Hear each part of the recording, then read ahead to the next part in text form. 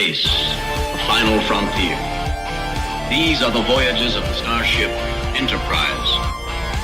Its 5-year mission, to explore strange new worlds, to seek out new life and new civilization, to boldly go where no man has gone before.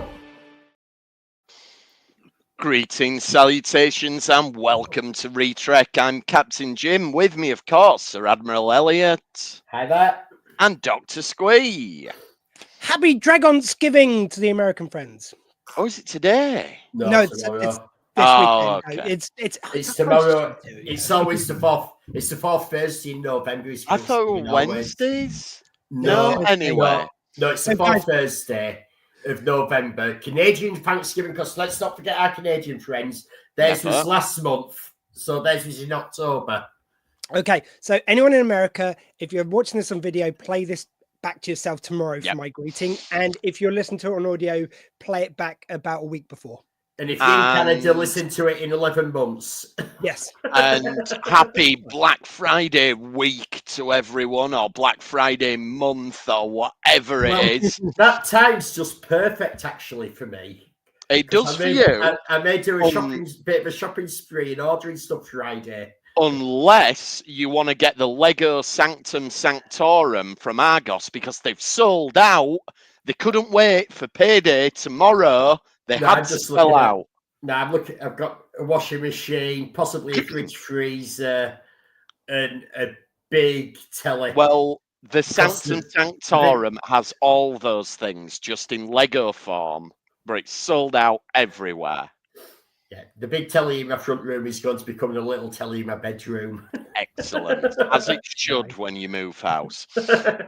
So we are here to talk about the latest episode of Lower Decks of Gods and Angels. No, excuse me. No, it's not.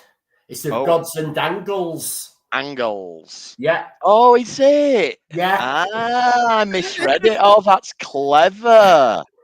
Before you LES is Angles. Before you announce the other one which goes with it, I assume it's going to be Tholians because they kept. No, it was the gods. I told you, big giant hand. Elliot gets them twice as often as me, so I have to celebrate twice as hard when I do get them. Let's be fair. We haven't actually come up with are these responsible for the type. I said they'd be coming in. I didn't say they'd be responsible for everything. I say they'd be coming into it. You because did say they're coming in, and I will give you that. Well done. And I fucking love the giant hand. I don't know why. Yes, and of course, it's just an iconic image, isn't it? It is. We're off back to the original series to see the big green hand. And how do you pronounce this? Who mourns? Is it Adonais? It's just written weirdly. I was questioning myself on this. So they've put an extra. I think it's Adonais. Adonais, but they've put an extra A in there, haven't they, for some reason? It's the American spelling. Is it? I thought they spelled it the same way. Unless it's probably because it's Old Greek or something. It's probably just one of the weird ones. So the Adonais from the title, we assume that's the god who's lonely, or is it double meaning with Scotty as well? Maybe. I mean, we'll get there. But first, let's talk about Lower Decks then of Gods and Angles. That's a clever pun that went totally over my head. Mine too, if I'm right. Yeah. I thought it was Angels. The dyslexic one wasn't going to spot it. Let's just say that. So I was out. I'll be honest here. I was calling it Gods and Angels until I did the thumbnail. And I was spelling it, and then I thought, hold on, I always get these two wrong way round. Which is it? Well, no, it's Angles. Well, that's clever. That's even. I like this episode even more now.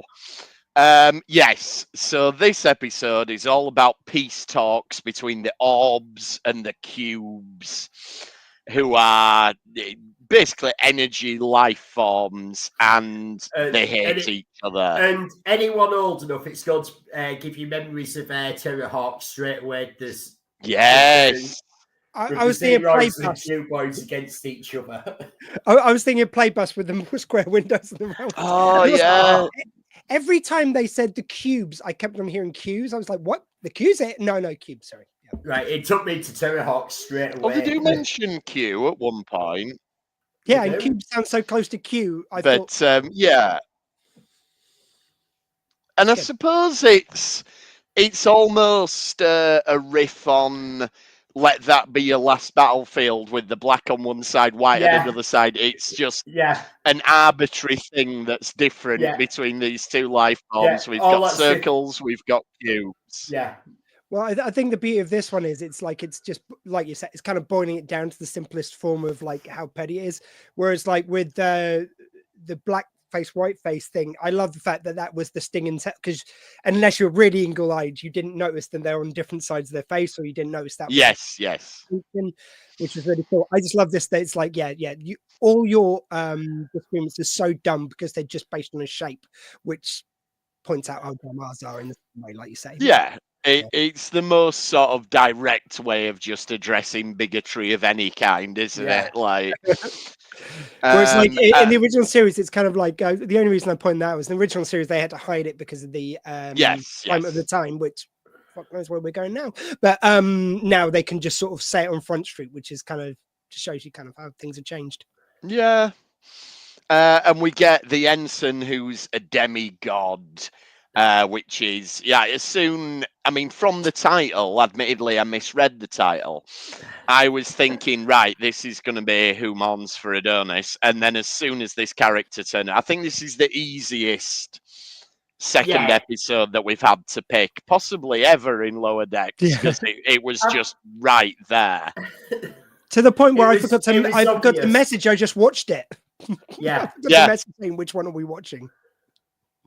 I could think of quite a few episodes that we could have done if we had covered that previously. But with the green hand that they put into the titles this season, it was like, no, you've just got to go there. Yeah. And so there's a bit where they're having to remove like all the curves from the ship because the cubes are offended by it. And then the cubes are offended by Article 10. Why? Because the zero's too round. Yes, exactly. And it's very nice to come in through Ransom on this one, because like where we are showing a lot of character development, and I think also bringing in characters who maybe are kind of guest stars get a bit more like. So we got the bird doctor psychiatrist guy last week. Yeah, we have this week. We've got Ransom doing the log and everything, even though he's not the episode. It's like they've slowly evolved his character to give him that more empathetic side, even though he's very vain. He's there for a reason. And this one is a really great highlight. Like just him doing the grunt work and getting pissed off with it, which we've not seen from him before, which is a nice little extra shade to throw in there. Yeah, and it felt like in the early movements of the episode, I was like, oh, is this going to be an out-and-out Ransom episode? Because like you say, it did present him as the focal point of it all. But and like we've seen him take Mariner under his wing. And not when she's been hard work. But now we see someone that is like, no, I cannot deal with her. And you're thinking straight away, Christ, how bad is she? It was just such a nice setup to have, like, really highlight how everyone's given up on it. Like they're the last people giving up on her before she gets sent away. Yeah, that's it. Mariner comes in. It was just nicely done. Yeah, it was. It was, and this idea of Mariner's going to try and do for her what the rest of the crew did for Mariner, and obviously, ultimately, we get the payoff. It's that she's hiding these powers, and that's why she's blowing everything up. But I suppose almost shades of Barclay when he first comes into TNG, the way they're all like, "Oh, he's a bit." But it's nice that it's the first time, like I said the other week, it's just nice to have Mariner having this extra shade after showing her do the same thing in the same situations a lot. Now we're kind of seeing more and more of her being kind of in the mentor role and trying to do well in her job and everything like that. So when the others have given up and Mariner steps forward, it really is. It's great that Ransom, I think, very like a sort of proud dad or proud mentor moment. He kind of like, yeah, that's a great, we should give her a chance. And like, he doesn't say it, but you get the feeling he's so proud of Mariner. He's proud of Mariner for doing that. Exactly. And we find out she's descended from Zeus, with not Apollo. Like it was actually shouted out that it's Zeus, which I know I always go on about how they should just make a series of the New Frontier books, but one of the characters in New Frontier is a descendant of Apollo and the lieutenant from the episode we're about to cover. Right. And I feel like this is close enough to that they've definitely read them books, because I mean, he doesn't have the laurel in New Frontiers. You don't find out his heritage until much later in the series. It would have given it away earlier. I think with all the Easter eggs we've had over 5 seasons of Lower Decks, everyone involved in writing it has watched and read nearly everything. Yes, I think so. We haven't got a case of J.J. Abrams. No, I've never watched Star Trek, but I'm going to direct the movie anyway. Hey, come on! They had the big job. I think they had the big green hand in the closing credits to one of the modern Trek films. He did better than, wasn't it, Stuart Beard, who did Nemesis and hadn't watched it and was shitty to work with by all accounts. Whereas Abrams, I've heard nothing but good things. I like the end result better, you know. Yeah, I think the point is that they've gone to people who've watched, who actually have knowledge of everything, of the whole, not just on screen universe, but the whole extended universe. There's as a well. lot of, and that's my point, that they've got people who actually love the subject matter. They're not coming in, we've got to go find out this and let's find that. They know what they're on about straight away. Absolutely. Yeah. So the B plot really sort of revolves around Boimler, and it turns out that he's not being subtle at all reading this alternate universe path. Everyone knows that he's been reading this path. What I love about this is you've got Tendi and Rutherford have noticed that it's 3.9 millimeters thicker than a normal pad. Not the fact that it's a different colour. That. It's just it's 3.9 millimeters thicker. I am liking it now that Boimler. I love that it's beards in a little bit more now. Like, I mean, just it was starting to do in my head, and just seeing those little bits of stubble. It's nicer now. It's, you know, it's getting. I think it'll be a full beard next week because we're out of November. So, actually, the episode drops tomorrow. November. So next week it won't be a full beard yet, and then the week after it'll be full beard because we're out of November. For the whole $5 I put on the line towards ADHD UK, I think I said, if it's a moustache tomorrow and then a beard the other week, then charity wins. There we go. If it's a full beard tomorrow, I'll probably just send the $5 anyway, because, you know, otherwise I'll look like a dick, and it's a $5. No, you set the rules. You don't make you look like a dick. It makes you look like someone who sticks to their word and doesn't give money to charity. Exactly. Just be loyal and give the money and then take it back. Yeah, get them to pay you for it. Or be like the incoming president of America and just say you're giving money to charity, and then have several exposés showing that every time you say that in an interview or on a TV show, you don't actually pay the money. Yeah, I mean, I would not dare to cast aspersions on such a... Oh, look, the war he's sent on his own people, it'll take him ages to get to me. That's true, actually, yeah. Anyway, I think he might watch us every week. Actually, and I can see him now. He's on Truth Social. That's it. We're not subscribed. That's why we can't see what he's saying. He's adding to his list. He's going, right, all the immigrants out of the country, anyone woke out of the country, journalists out of the country. We're not allowing some guys I met out of the country, and then it's retrek under that. So he's got quite a lot to get through. Yeah, we got quite a way. He'll have us taken off Truth Social, you know. So we always stream directly to Truth Social every week. So yeah, if you're listening on Truth Social and we're not there next week, come over to Facebook or Twitch or YouTube. And you'll be able to find us no longer on Twitter. We're not, no. Okay, so basically Boimler's quest this week is he wants Dr. Tana to give him a nickname because And be old friends with Boimler him. had a nickname. Yeah, that's his little quest. Meanwhile, we get a bit of a mystery, which is they find this trashed room and one of the cubes is missing. One of the cube children. One of the cube children, is missing. Now, it sounds like one of our dinosaurs is missing. One of our cubes is missing. Now, yeah. Hands up, who worked out what had gone on here straight away? I didn't actually, no. Yeah, I was straight away, oh, this is fairly obvious. Yeah, I didn't get it, I've got to admit. Yeah, I was straight away like, oh, one of the kids has gone missing. Yeah. It just seemed very obvious with the peace talks going on. I thought it was going to be the Iconians, but no, I think we could have done Journey to Babel if it had just been a murder. Oh, we could have done, yeah. Yeah, so there's a good bit where Mariner sort of asks about the laurel. And they're like, so Laura, we don't like to talk about it. Like, what? Is it stuck to your head and all that? That's good fun.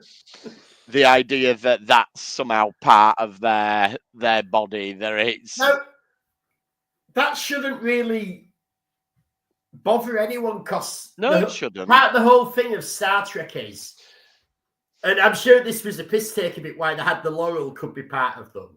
But the whole thing is that everyone is human, apart from they've got a different nose or eyebrows or ears or a couple of ridges here or there. And it's obviously, well, why can't you have a laurel? But they shouldn't have been shocked by that. No, they shouldn't have been. I think it's maybe because demigods are quite uncommon. Yeah. Maybe. And there's that bit almost sort of a bit of a jab at political correctness where it's like, we don't use the term demigod anymore, like as if that's an old politically incorrect term to use. Maybe it's because they don't have religion anymore. Which is odd because in the original series, in the episode we're going to come to, Kirk does mention that there's only one God. Yeah, that's interesting. I mean, we'll talk about it when we get there. It's funny because they're usually really careful. It strikes me as like where they weren't quite as worried about being anal about it. I think it's just a writer has put that they've meant to change it to Great Bird of the Galaxy is the phrase they usually use, and they just haven't spotted it because they just didn't. They weren't as worried about canon back then. The canon only sort of came into being once we got to TOS. Sorry. I just meant in TV in general, but Star Trek. Yeah, they weren't as bothered. That we got into. And also, there was 1960s standards and practices. It wouldn't surprise me if there was a network note saying you can't say there's no religion at all in the future. Christianity will, of course, still be in the future. Because there's that other episode, isn't it? Is it the apple or is it? I can't. It's one of them. I think it's season 2 where all the way through they're talking about the sun, and they think they mean as in the sun in the sky, and they say no, it's the Son of God. It's Jesus they're worshipping. That's the episode that they use in the autobiography of Captain Kirk. For the planet that they go back to that start making movies of them. And that's how they get Star Trek 5 out of continuity. That it's just the movie they watched on that planet. Bread and circuses, is it? Bread and circuses, yeah. Because I remember they said that they couldn't say there was no religion. They couldn't say there was no hell below us. They couldn't say above us only sky. Just imagine. Yeah. That's exactly what it was.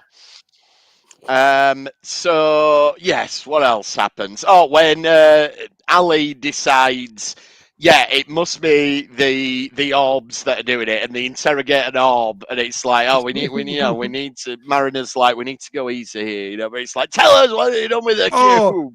It was when Mariner's going in, it's like he goes, I'm not fluorescent or glowing or whatever. He goes, must have been training. Is that bad? yes, of course it's bad. It's like, and then he refers back to it, goes like, my God, and you burst in here when I'm not like fully radiant. And she goes, yeah, I get that's a bad thing, but I'm not sure why. But let's go with it. yeah. And yeah, we find out, this is where we find out an orb is missing as well. And I think, yeah, this was probably the point that I realized what was going on. And then, because I was wondering at some point if it was going to be that everyone was going to think that she needed to be banished or kind of sort of sent away. Mariner really tries, and then it turns out something else was a better destiny. But it was kind of like, yeah, that was my only kind of other thing I thought it might have been. Yeah, it could have been. So the orbs and cubes start shooting at each other, and it ends up with this bit where they start like coalescing, and there's a good joke where they say like they're joining together, they could be turning into any shape, and it's like, no, it's a big orb and a big cube. They have no imagination. Yes. And yeah, so Ensign Ali. Where it's just before there where Ensign Ali sort of reveals that she has got powers, and she tries sucking all the energy out of them, but she can't hold it. And that's where we get Boimler gets a lightning bolt stuck up his ass. Yes. Yep, she completely fails to suck them off. And that, yes. With the machine, what I don't know what the giggling's about. And that dovetails nicely into the Tana subplot, because she surgically removes the lightning bolt from his ass, and this ultimately leads to them bonding, and he gets invited to the book club. Because it's not to be in a journal. Yeah. And yeah, the missing orbs and cubes return, and they've had a baby, which is like half orb, half cube.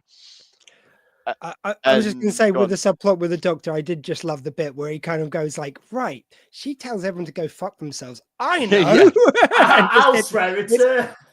Ass kicked, and it's like that character's so wonderful, because when she goes feral, she literally goes feral. It's just it's you just get a scratching, and it's brilliant. The way they did that, I think, like some of the characters, I think they've kind of most of them they got straight from the get-go. I think a few of them, like they had the kind of engineer who was this sex god guy. I think that was a bit overplayed to begin with. They had to find the thing. Her character is perfect. It's just a silly, funny character. Can have its serious moments, but you can just have so much fun with that, and it still feels, it doesn't rub up against it being Star Trek. Yeah. No, you're right. And yeah, so this leads to peace and everything between the orbs and the cubes. It's all fairly quickly resolved. And Ali gets a night in the brig, which obviously sort of reflects when Mariners had to do that. I like that, like they're there. Ali helped solve all this, and she's feeling really good. And going, yeah, you still have to brig. Yeah, and then Mariner just being supported by antagonizing her is just perfectly Mariner. It's just like she's still doing it her way.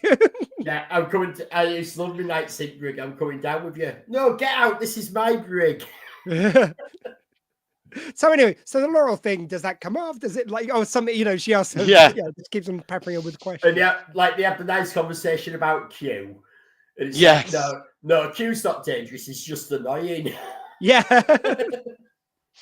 And there was we've talked about these a couple of times this series where they reference episode names and things like that, and sometimes it's hard to justify in universe how they can do that.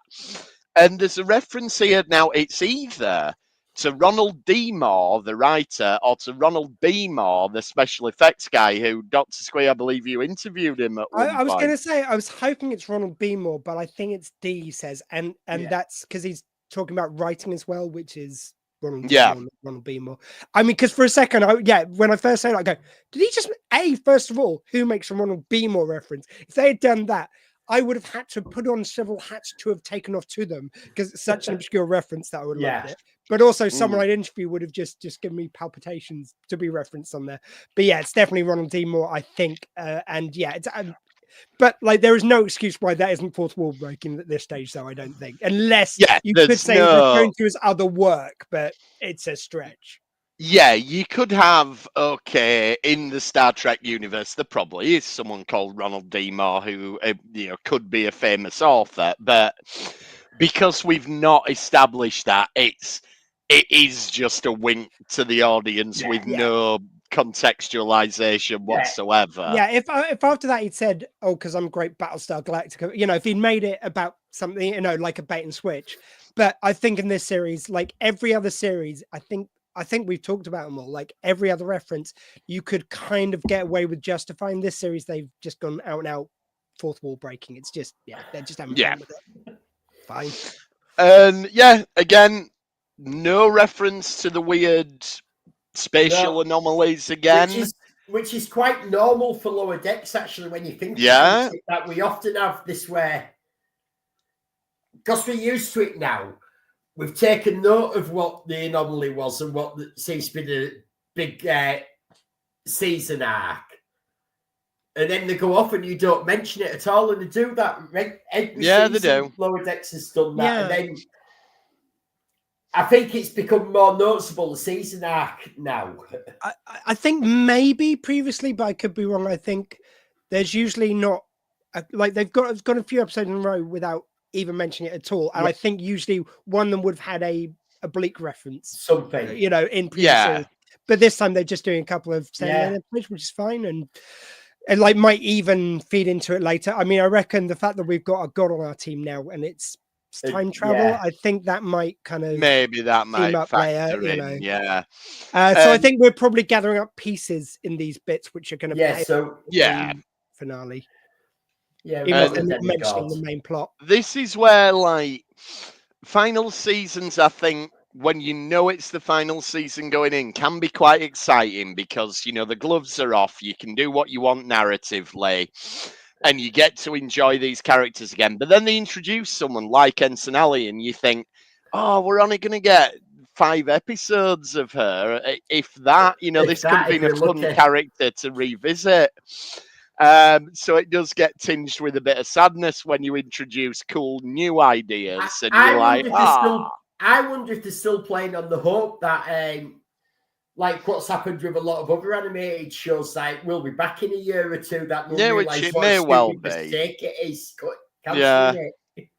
I think the movie thing is going to happen. I reckon it's going to be a few movies a year, or like we'll get something. I think we'll get more Lower Decks. I'd be really surprised if we don't get more Lower Decks. I don't think we've seen the last. And it's so much easier to do more Lower Decks than any of your other shows because it's animated. You're not having to rebuild expensive sets that you've dismantled and don't even necessarily need the cast. Like I think they prefer it, but you don't necessarily even need the cast in at the same time. You can record kind of bits separately if you need to. Well it doesn't matter if they get old and all that. You can do this for 40, 50 years and they can look the same still. Yeah, but if someone's busy, like if the schedules don't work out for everyone, you can record some separately. It's well, that's how we did the first season, wasn't it? Because it was lockdown. They all recorded independently. Yeah, I mean it's not uncommon that you do that anyway with animated. Most of the time people do just record their part and they don't always have something to play off. But I don't think we've seen the last, but we have got a few episodes left which we will cover on the podcast. Back to the original series then for Who Mourns for Adonais. This one. Episode 2 of season 2 as broadcast, but it was actually a little bit later. Production. I made a mistake with how I put it on because I normally do them in viewing order. I will list them in our description, but I've made a mistake. I got it off a different site than normal. Yeah, it doesn't matter. I mean, I just love the fact this episode. I never watched Mad Men all the way through. I saw a few episodes, but it's like it really is like we know in the original series you can have these moments which maybe jar with current sensibilities. This whole episode feels like it was written by the Mad Men caster, kind of like have been casting the episode this week. It's out and out, blatantly sexist all the way. I mean, there's very little defense on this one. We've often said that when actually, I think this did something really progressive for the time. I know it's massively sexist, but the part where we have Uhura doing the engineering work, yes, that's true. Although she has her hair up funny, I feel like that's a kind of like it's almost like a woman with curlers in her hair. But yeah, having her actually do something and then being like, no, you are the person for this job. Yeah. I agree. Maybe they just put that in to temper the rest of it because we've often said when we go back to the original series that a lot of things are very progressive, but what dates it is the portrayal and the attitude towards women at times. Yeah. And there's some clangers in this episode. I almost feel like though in other episodes where it's like good point about the engineer. I do like that. I like that you're highlighting that. However, in most episodes, it's more like they are trying to be progressive, but they don't see their own biases sometimes. Whereas this one feels more like a guest writer's come on who didn't get that memo and just gone straight for like every bias he's got is on show here. Do you see what I mean? It's like Roddenberry was trying to aim towards women empowerment, but I think maybe he missed some of his own shit basically. Yeah, I think I think it was his heart was in the right place. Maybe he just got some things wrong. I think it's a funny one because you have it is jarring some of how they treat the lieutenant. I can't remember her name, but you have stuff like with Scott, like Bones talking to Kirk about Scotty fancies, and he's going, when a man of a certain age, and I think he's into her, but I think he's too old. She's not really there.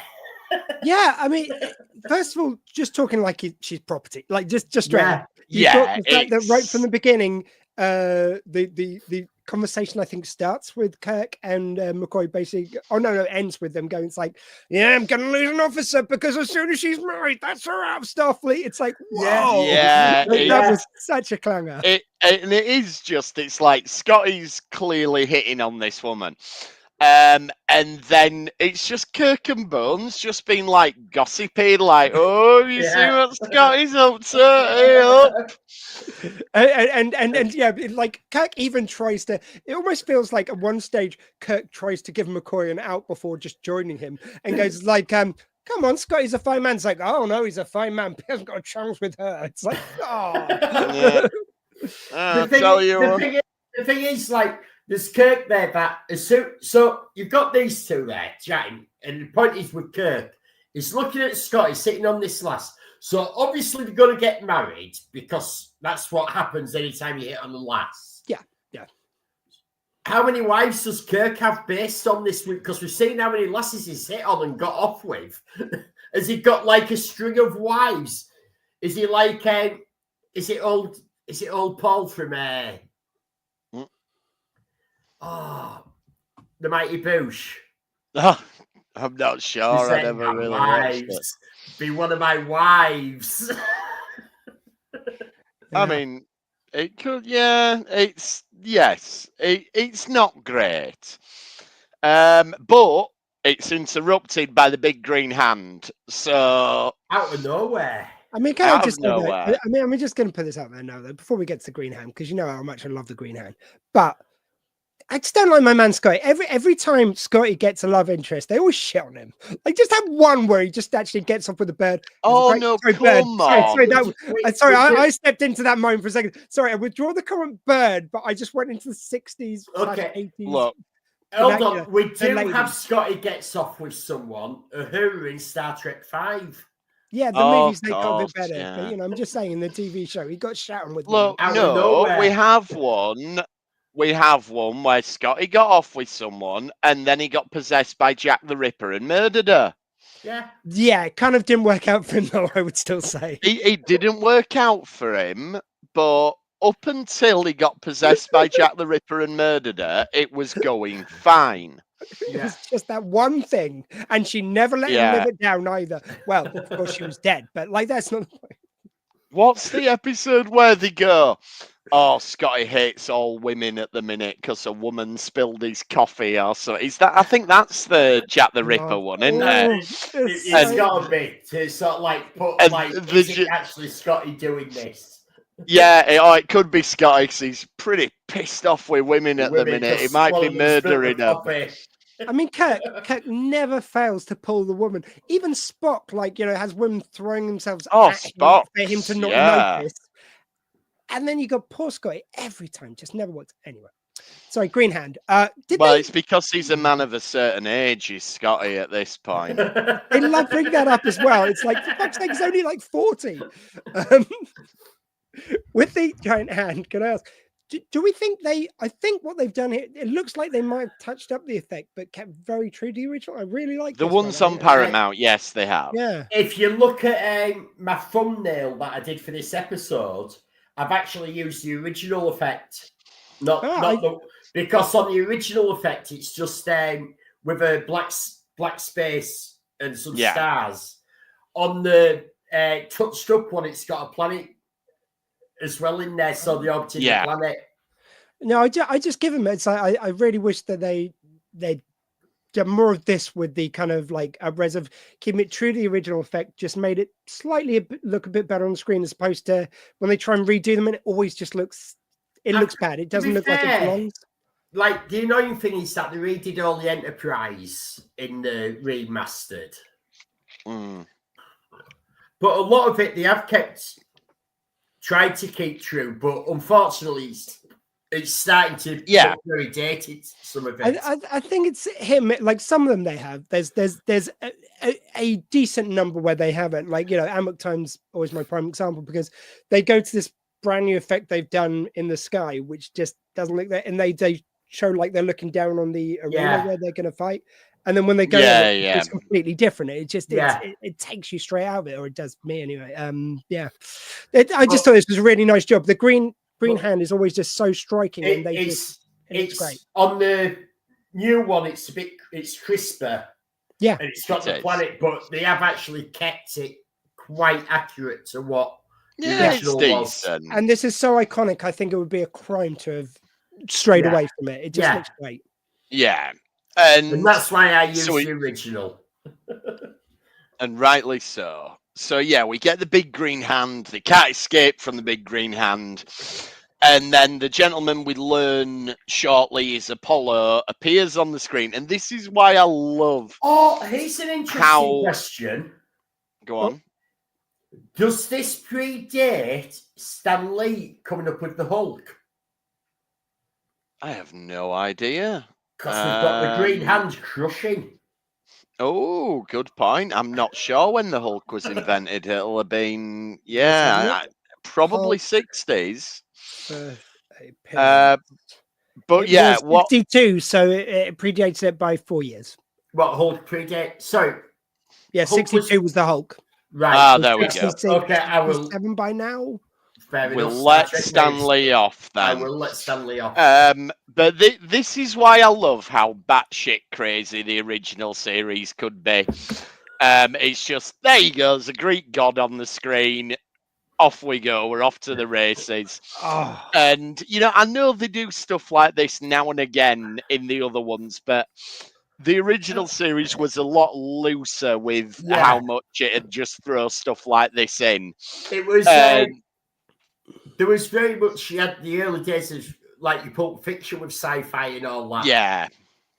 Maybe not early days, maybe 20, 30 years in by now, but you still got a lot of new ideas coming out. Where nowadays there's very few new ideas. Roddenberry had a bit of a fixation with gods and how we perceive gods and things like that anyway, so that, you can feel his fingerprints on this. I'd also give them a lot of credit. The nice thing about this is you do get these kind of shock moments in the opening seconds. It like you get a little character moment, then you get something big to draw you into the episode. It's really dynamic. I think where Next Generation kind of like perhaps overcompensated for that by putting so much development in, sometimes the start of the episodes, it took its time to get to the meat of it. Whereas it's really nice about these that get straight into the action. I'd say maybe the fault in some of the original I series think- ones is they get into the action so quickly that later on when they then like have 50-minute episodes back Yeah, then, 50 minutes to fill. they sometimes struggle a bit later on, but their dynamic opens were always really good for that.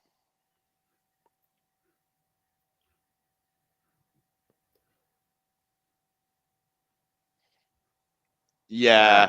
I think in terms of the poor quality opening teasers, I think Voyager and Enterprise suffered the most from it, because you'd have episodes where, like Voyager, and it'd just be Tom Paris is walking round. He goes to the galley. He goes, "Neelix, what are you cooking tonight?" "Oh, I'm doing a fish stew." And then credits come up, and you think, "What?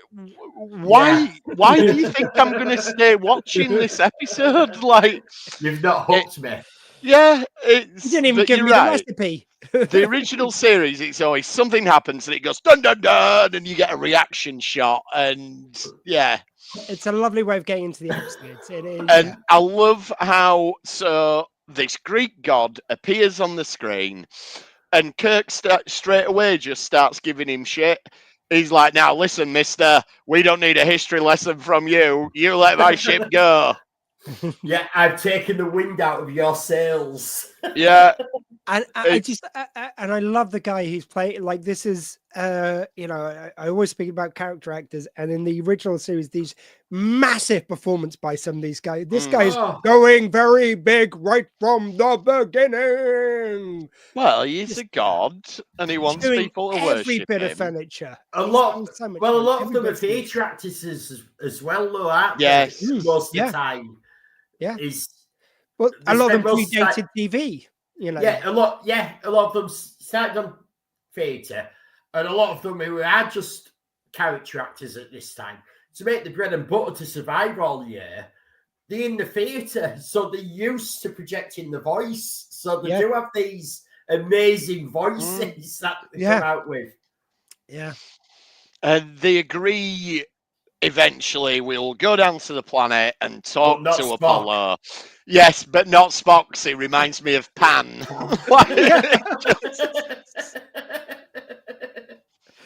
And Spock, of course, there is like, "No, I'm not offended. Fuck that guy." Yeah, and he wants to be worshipped, and in order to scare them into worshipping him, he gets very tall.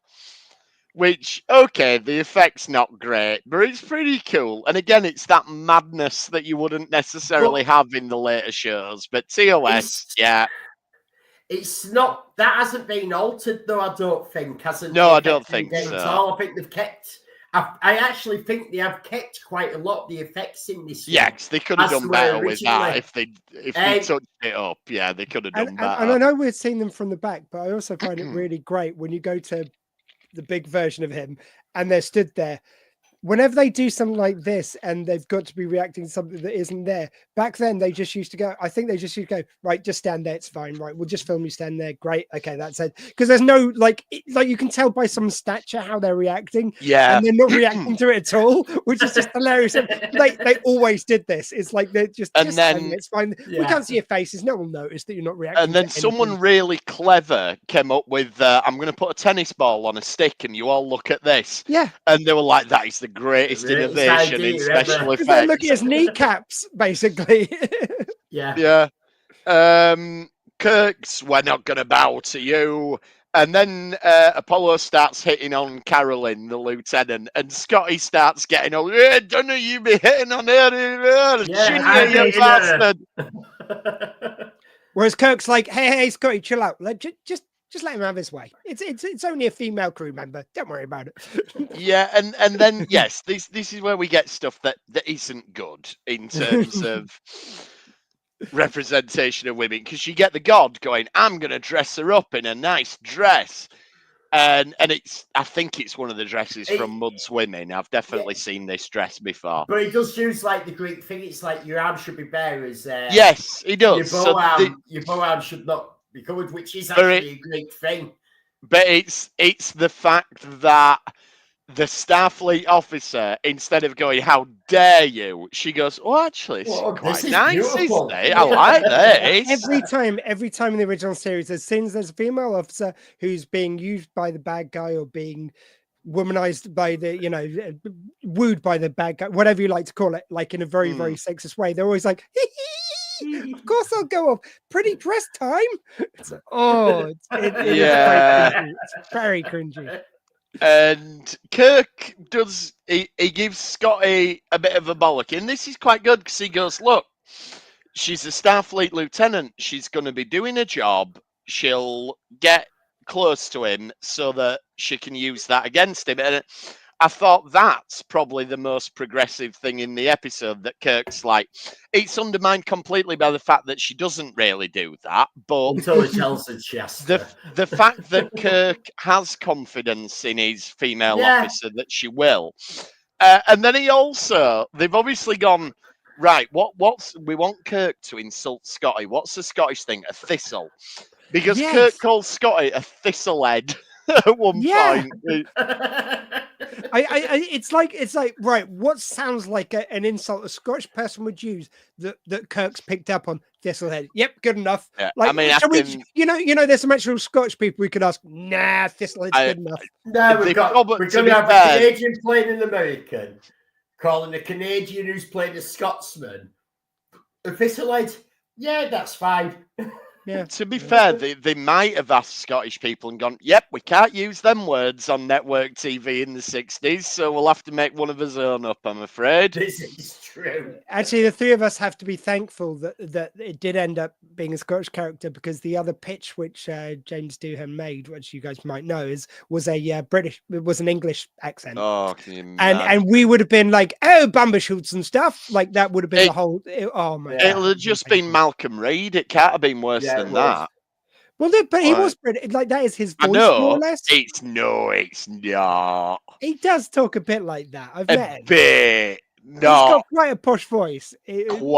Not quite the. Anyway, I knew Dublin came from TV shows before this, and he wasn't a million miles away. It's all good to say. Okay. And like, I'm sorry for our Scottish friends who are watching. It's like, I'm sorry you had to dive on that grenade, so we didn't have to. Yeah, but look, it's taken 60 years, but there is a Scottish actor playing Scotty now. Yeah, it was like 10. Yeah, just the age is wrong. Sorry, that's he's a man of a certain age. Well, that's my point. He was older than the rest of the cast. Or did you just look at? I think DeForest Kelly looked. I think DeForest Kelly was the oldest. DeForest Kelly was, but with Spock, well, that's different. With Scotty, they do refer to like you were saying, man of certain. Like they're always referring to the fact that he's older than. Yeah, whoa. He's 40, I think, roughly, and you've got Kirk is 25, and Kirk's in his 20s, so Scotty's probably in his 30s. I thought he was more in his 40s because I think the others are more like early 30s, and I always had Scotty as about 40. Yeah, Scotty's a bit. It's like, oh, Scotty, we'll let you do one more mission, then we're just going to have you put down because you're that old. Well, yeah, and the thing was back then, it's like it was seen as like 10 years was seen as more younger than it is now. So now people are more active for longer. So it's like someone in your 40s wouldn't even blink at that if you're in your 30s. But then that was like, oh my God, you're 40. You're close to retirement. You are. Yeah. So speaking of age, then the young character Chekhov, who's about 3 in these. This is where they were doing. This is where they were doing that thing where he kept making up stuff about Russian culture. And there's a bit where they talk about the Cheshire Cat, and he goes, no, it was the Minsk Cat, Captain. The Minsk Cat. It's just brilliant.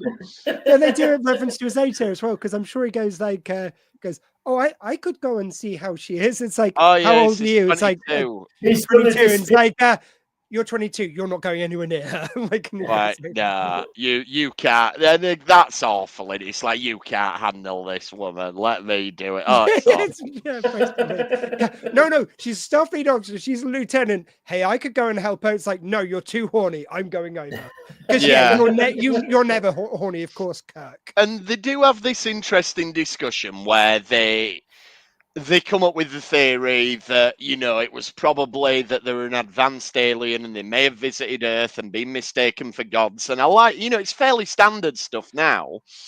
But it's a cool sci-fi idea, and I like how it's dealt with and everything. And I like that the scan that he has got an extra organ to do things, to channel and energy. that's just his bonus penis that we're talking about then. Well, ask Lieutenant Carolyn. Which fits into what we see with, is it Ensign Ali? In the deck. That she's channeling energy. She's channeling the energy, yeah. She's creating energy. She's channeling. This alien, because of that, have learned how to channel it.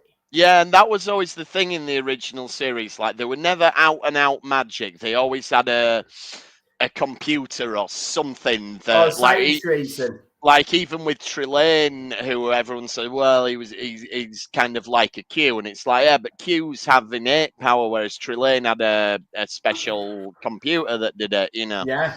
And also, it's a very kind of old idea going back at least to Lord of the Rings, and then it goes forward to Babylon 5 past this idea of like these gods who were once there who've moved beyond the veil. And there's one left, or there's a few left in there. You know, that's a very kind of Gilder races and yeah. So it's an excuse why they're not. We don't see them much, but we've seen this one because they used to rule this. You know, the universe. And then Lieutenant Carolyn messes the plan up because they've got the plan. He expends the energy. Let's wind him up. But she asks him for mercy, and it's, oh, fuck's sake, we were going to get away with that. Because our lieutenant did a job and saved us. Yeah. And then he's saying, right, you're all going to leave the ship. You're all going to come and stay on my planet and worship me. Was he going to leave Spock up there, actually? You know, he talks about, you'll all come down and I'll crush the ship and get rid of it. I know we mentioned about the Uhura bit, you know, her being an engine, you know, the engine. Just a lovely little Spock bit. You know, whatever this writer, I don't know which the writer is or kind of what is his or her history of Star Trek is. But one thing which I thought was nice, it was like, because this is season 2, isn't it? Yeah. Yes. So you've kind of got that little bit of development on Spock, which kind of goes back and forth a bit because it wasn't always consistent. But it's nice that he's going like, well, you got to get this done. And when Uhura goes, look, I'm working my ass off here. He goes, and I still a good work. But he says, but I can think of no one finer to do it. It's just a really nice, like, yeah, exactly. You feel like earlier you wouldn't say that, and let's face it, again later they kind of back and forth that a bit, but they're trying to do a bit of character development with him, which is nice, and that leads to who he is in by Star Trek 6. It's kind of that journey goes on. Yeah, and this was co-written by Gene L. Kuhn, who is one of the big Star Trek writers. So so anyway, the plan is now, Kirk says, right, well, what you've got to do is reject him. And she's like, but I love him. What?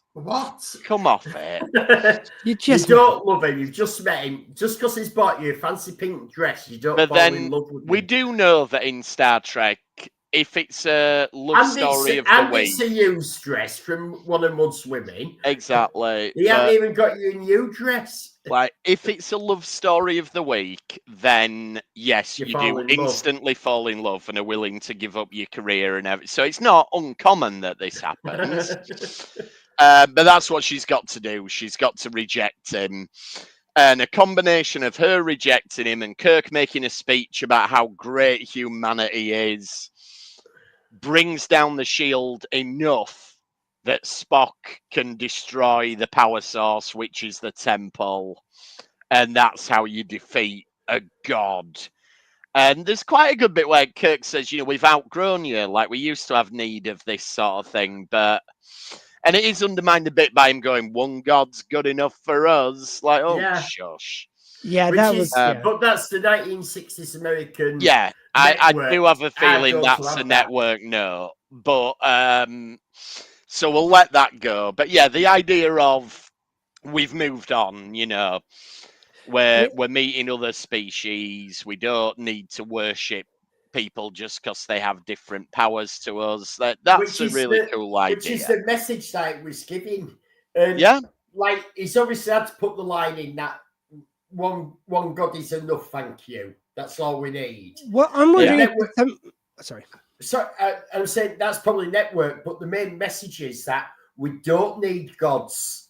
Yeah, it is. Anything. Well, that's why I'm wondering, because it's like it reminded me of this story which Graham Chapman used to say about Python. He said it's like the first series they just didn't watch us. We won't cost them a lot of money, and we were doing all right on the ratings, so they just left us be. Then we got a bit of a bump in ratings, and maybe moved to BBC One, whatever it was.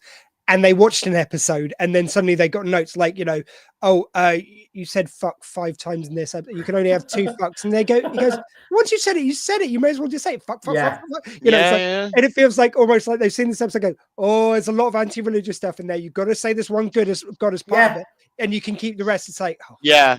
And I think Roddenberry was probably of the mindset. It's like, well, I get my message out. I don't give a shit about that one line. Well, that's it. Like with Python started on Beam 2, and when Beam 2 first started, it was very experimental and meant to be sort of, whoa, it's out there. BBC 2 wasn't under the same rules as BBC 1, and it was going to be more in with the kids. And even up until the 90s, you had a Fist of Fun, which even the name alone is for a wank. And like it's just rude stuff. Start to finish, and it was on a Sunday lunchtime because again, didn't cost them much. No one was watching it. It was BBC 2 on a Sunday. Who gave a shit? Now they watch everything, and they're kind of so so careful and everything. I'm sure Dennis Pennis used to get shown on a lunchtime on a Sunday. Did he used to be on the one the other? How the hell is that on lunchtime? It was the Sunday show or something he was on. Yeah. It was after Fist of Fun. It was the next one. Yeah. Check out Dennis Pennis, anyone who's listening, if you haven't. It was the best one is at the Oscars with Demi Moore. Demi, would you consider keeping your clothes on in a movie if it was for artistic reasons? Yeah. And having watched this year's The Substance, the answer is no. No. Woohoo! Sorry, I mean, shameless. Yeah. Substance is brilliant. If you haven't seen The Substance, it's a great film. It was so much fun. It's a long time. I go to the cinema a lot. We all go to the cinema a lot. And it's not often that an entire cinema is in fits of laughter at the same time. Yes. And that movie did it. It was one of them where everyone was just coming out just going, what on earth? I mean, it's not often you see a film that, so I like to think, we're all fairly cine literate, and we've seen... It's difficult to surprise or shock people who are quite well versed in pop culture and cinema and television, but The Substance, whoa! And I will say, for anyone who thinks like I'm maybe going against my morals here and all these comments I've been making about kind of sexism stuff by going Demi Moore nude, where hey, any nudity, everyone nude. I don't care, men, women, I'm not being sexist about this. Like, nudity should just be okay. Like for consenting adults watching a film, shouldn't be a problem. Yeah, if you want to check your BBFC certificates, and you will be fine. BBFC, isn't that a category on Pornhub? Sorry, no, that's BBC. Never mind. BBC. I'll talk to you about that later. Big black. Oh, right, I see. Yeah. Okay. I was going to mention something else, and I'll talk to you about it off air. Okay, so yeah, that's pretty much where we wrap up. Like Apollo decides, you know what, the other gods were right when they ascended to a higher plane of being. I'm off. I'm gonna go join them. And he's away, he's gone. Which Mariner reference? She said, didn't Kirk get rid of them all and they all ascended? But the effect for when they destroy his temple has been changed. Yes, believe it or not, because it's an awful new effect. It fit in with 60s, but it is actually late 90s. Yeah. And it finishes on a bit of a grace note. Like Kirk does talk about, well, it was a bit of a bugger, but there is a sadness to the fact that these gods 5,000 years. Have passed out of our world. And, it is a nice ending. I had a lot of fun with this episode. It's one of the great episode, great classic episode. It's not sort of a tier 1 classic. Like, it's not Space Seed, Mirror Mirror, City on the Edge Forever, Trouble with Tribbles. But it's just below. Yeah, it's just below that sort of level in terms of. I think the Green Hand makes it very iconic. Yeah. I think it's also one of those things whereby part of the sort of like it is quite fun when you kind of like see the different attitudes of the time and you can have a bit of a laugh. It's enjoyable from that point of view, not saying that it's right, but it's like, oh my God, we talk like that. And it kind of shows you that we've come a long way. And yeah, I think it's kind of enjoyable for that to have. What's most surprising is when you get stuff like that in Star Trek, which is known for how progressive it was, you think, oh my God, what must some of the other shows have been like? Yeah.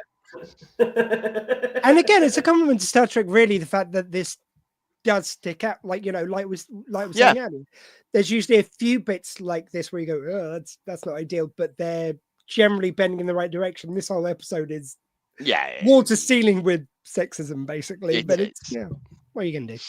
So next week we'll be back for the next episode of Lower Decks and whatever rabbit hole that sends us down. In the meantime, you can get in touch with us. We're retrekpod@gmail.com. Search for Retrek on all the socials except X. Oh, there we are. We're at retrekpod and the rest of it for Blue Sky. So yeah, just have retrekpod when you're on Blue Sky. Yeah. And then the bit that comes after it. Said I did it today, and I did. And I'm there we go. Do it while we were talking because I forgot. There we go. And yes, Elliot's got Retrek Model Studios on YouTube. We will be back up and running next week. I move on Friday. We're finally moving. Woo! Yeah. And Dr. Squee, what have we got going on the Dr. Squee show? Well, we've got a bit of a double. First of all, tomorrow we're going to have an interview with Pancreatic Cancer UK alongside. So why is my mind suddenly blanking? Now I go to say it's a sports broadcaster. It is, of course. Oh my God, why am I interviewed him earlier today. Sorry about Gary this. Lineker. No. Fuck's sake. Alan Shearer. Gaza. It's someone who's been working for like decades in sports journalism. I don't know why. Gaza's been working for Was decades it Lineker? in sports journalism. Lineker. Well, okay, even more decades. It is. No, it's not Lineker. It's Jimmy Hill. He's dead. It is with. Sorry, of course, it's Steve Ryder. I don't know why their name wouldn't come to me. Steve Ryder. He's worked for the BBC, ITV, Sky. He talks all about talks a bit about his journalism, but also a current campaign that Pancreatic Cancer UK is running around bladder incontinence and guys going to football. And like there's a huge percentage of guys don't go to football because they're worried about bladder weakness, especially around cancer. So it's really great. But he does talk about his kind of career in sports as well, including one time he got caught short when he was recording. So that was kind of fun. But also you and me are going through Twin Peaks: A Return. We had a bit of internet issues when we were recording the other day. So yeah, my bad. It is what it is. So we're doing all the remaining episodes on Sunday from 11 for 2 hours. We're going to do a special to round off the series. There we go. And thanks for trekking with us this time. We will see you next time on the Retrek. Thank you. Goodbye. Drag off, gods.